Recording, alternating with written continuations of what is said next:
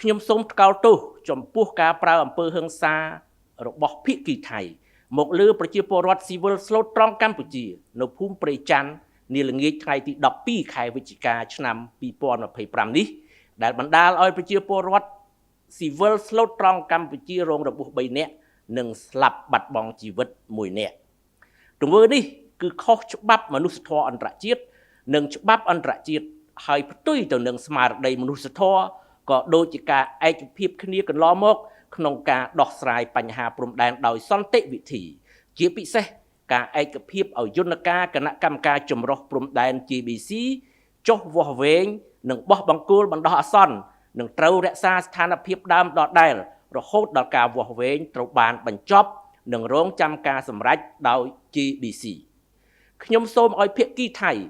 បញ្ឈប់ជាបន្ទាន់នៅការប្រើប្រាស់កម្លាំងមកលើប្រជាពលរដ្ឋស៊ីវិលស្លូតត្រង់កម្ពុជានៅភូមិព្រៃច័ន្ទក៏ដូចជាការប្រើប្រាស់កម្លាំងក្នុងការដោះស្រាយបញ្ហាព្រំដែនរវាងប្រទេសទាំងពីរ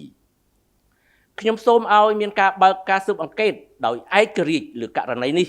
និងសូមអំពាវនាវឲ្យមានការចូលរួមពីភាគីបរទេសដែលមានជំនាញដើម្បីស្វែងរកការពិតការទទួលខុសត្រូវនិងផ្ដល់យុត្តិធម៌ជូនប្រជាពលរដ្ឋដែលរងគ្រោះដោយការបាញ់ប្រហារនេះជាមួយគ្នានេះខ្ញុំសូមឲ្យអាជ្ញាធរដែនដីនិងគ្រប់កងកម្លាំងប្រដាប់អាវុធសមត្ថកិច្ចទាំងអស់ចាត់វិធានការជាបន្ទាន់